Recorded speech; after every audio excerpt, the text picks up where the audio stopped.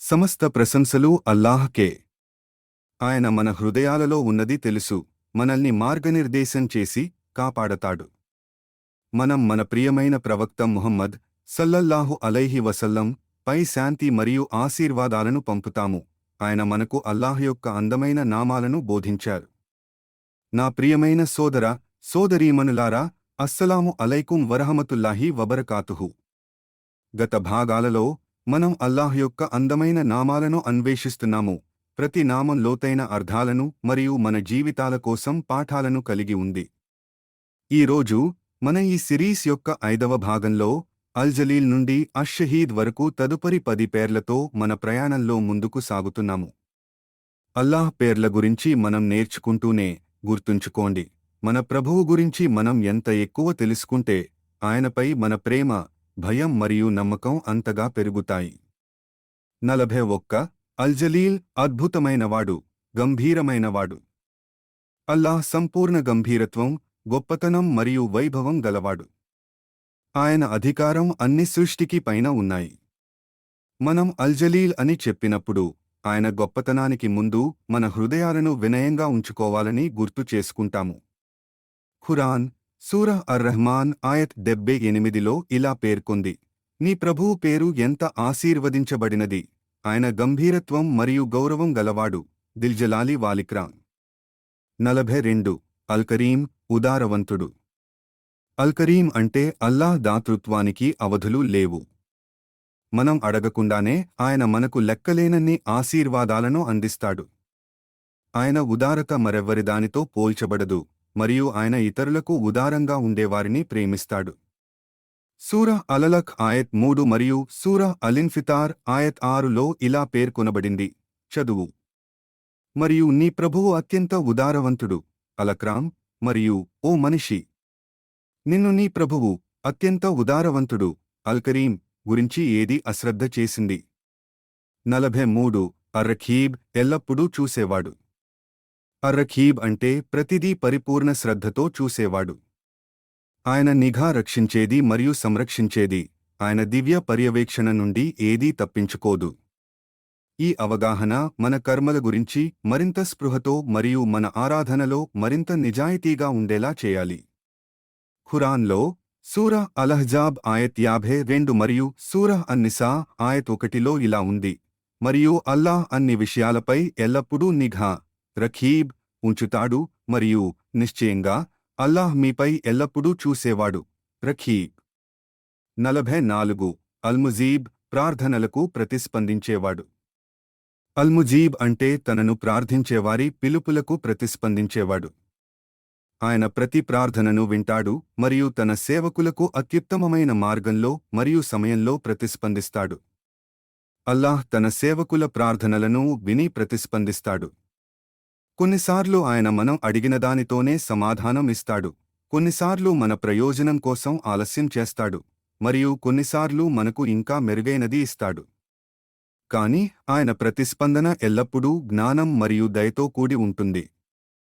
ఖురాన్లో సూరహ్ అల్-బఖరా ఆయత్ 1:8-6లో ఇలా ఉంది: మరియు నా సేవకులు నా గురించి నిన్ను అడిగినప్పుడు నిశ్చయంగా నేను దగ్గరగా ఉన్నాను. నేను ప్రార్థన చేసేవాడు పిలిచినప్పుడు అతని పిలుపుకు ప్రతిస్పందిస్తాను. ఉజీబ్. 45 అల్వాసీ సర్వవ్యాప్తమైనవాడు. అల్లాహ్ జ్ఞానం, కరుణ మరియు శక్తి ఆకాశాలలో మరియు భూమిలో ఉన్న ప్రతిదానిని ఆవరించి ఉన్నాయి. అల్వాసీ అంటే జ్ఞానం, దయ మరియు శక్తి అన్నీ ఆవరించి ఉన్నవాడు. ఆయన విస్తృతతను సృష్టిలోని ఏదీ కలిగి ఉండలేదు లేదా పరిమితం చేయలేదు. ఆయన క్షమ మరియు ఉదారత మన ఊహకు మించి విస్తారమైనవి. ఖురాన్లో సూరహ్ అల్-బఖరా ఆయత్ 247 మరియు 1:1-5లో ఇలా ఉంది: మరియు అల్లాహ్ సర్వవ్యాప్తమైనవాడు, వాసీ మరియు తెలిసినవాడు, మరియు తూర్పు మరియు పశ్చిమం అల్లాహ్కే చెందినవి, కాబట్టి మీరు ఎక్కడ తిరిగినా అక్కడ అల్లాహ్ యొక్క ముఖం ఉంటుంది. నిశ్చయంగా అల్లాహ్ సర్వవ్యాప్తమైనవాడు, వాసీ, సర్వజ్ఞుడు. 46 అల్-హకీం సర్వజ్ఞాని. అల్-హకీం అంటే తన అన్ని నిర్ణయాలు మరియు చర్యలలో పరిపూర్ణ జ్ఞానాన్ని కలిగి ఉన్నవాడు. అల్లాహ్ ప్రతిదాన్నీ దాని సరైన స్థానంలో ఉంచుతాడు. ఆయన నిర్ణయాలు జ్ఞానంతో నిండి ఉన్నాయి, మనం ఎల్లప్పుడూ దాన్ని చూడలేకపోయినా. అల్హకీంను నమ్మడం మనకు కష్టాలను సహనంతో మరియు విశ్వాసంతో అంగీకరించడంలో సహాయపడుతుంది. ఆయన చేసే ప్రతిదానిలో లోతైన జ్ఞానం ఉంటుంది, మనం దానిని గ్రహించలేకపోయినా. ఖురాన్లో సూరా అల్బఖరా ఆయత్ 209 మరియు సూరా అలనం ఆయత్ 73లో ఇలా ఉంది: మరియు అల్లాహ్ శక్తిమంతుడు మరియు జ్ఞాని, హకీం, మరియు ఆకాశాలను మరియు భూమిని నిజానికి సృష్టించింది ఆయనే. మరియు ఆ రోజు ఆయన అయిపో అని అనగానే అది అయిపోతుంది. ఆయన మాటే సత్యం. మరియు బాకా సూర్ ఊదబడే రోజు సార్వభౌమాధికారం ఆయనదే. 47 అల్వదూద్ ప్రేమించేవాడు. అల్లాహ్ తన సేవకులను లోతుగా ప్రేమిస్తాడు మరియు వారికి శ్రద్ధ మరియు దయ చూపుతాడు.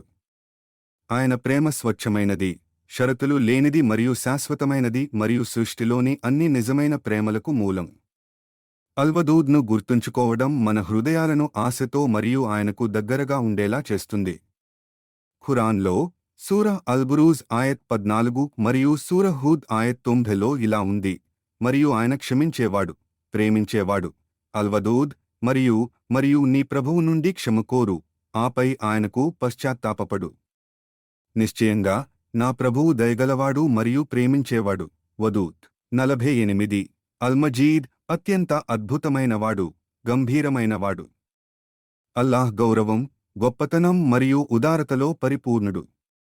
ఆయన కీర్తి మన ఊహకు మించినది మరియు ఆయన గంభీరత ఆయన సృష్టిలోని ప్రతి భాగంలో కనిపిస్తుంది. ఖురాన్లో సూరా హూద్ ఆయత్ 73 మరియు సూరా అర్-రహ్మాన్ ఆయత్ 78లో ఇలా ఉంది: మీరు అల్లాహ్ ఆదేశం పట్ల ఆశ్చర్యపోతున్నారా?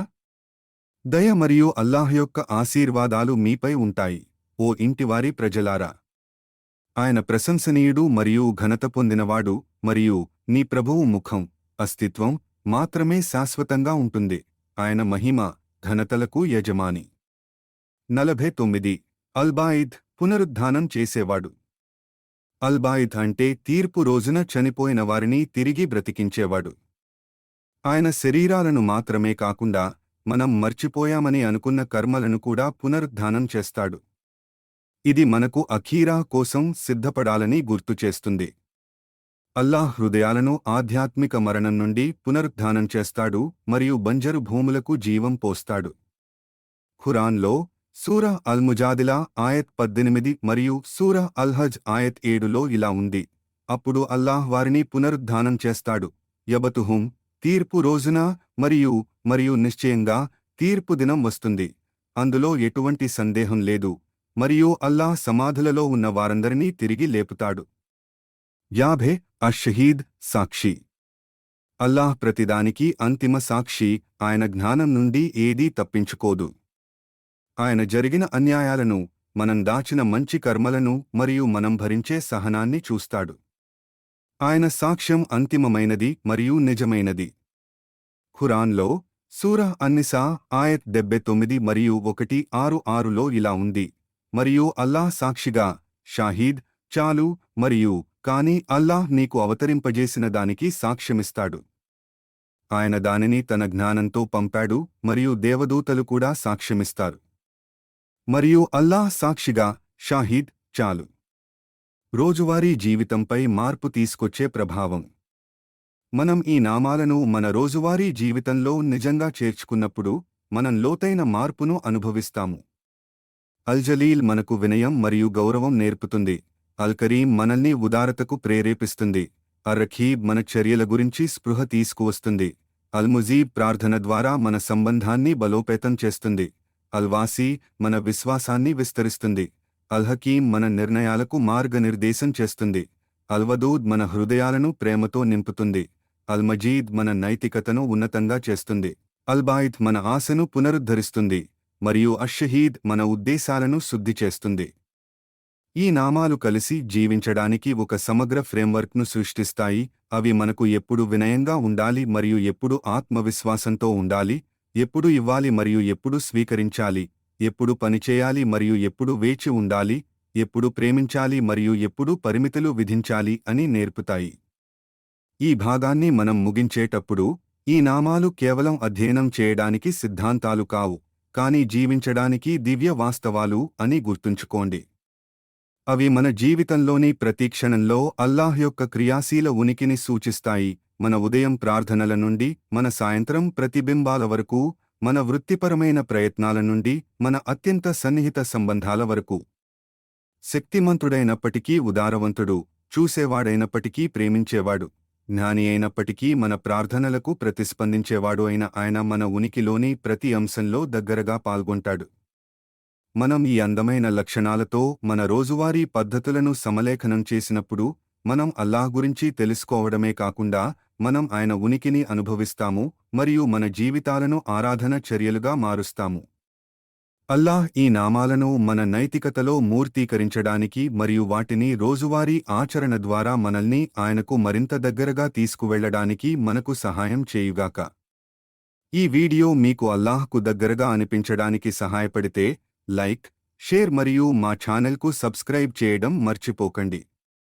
అల్లాహ్ యొక్క తర్వాతి 10 నామాలను మనం పరిశీలించే భాగం 6 కోసం సిద్ధంగా ఉండండి.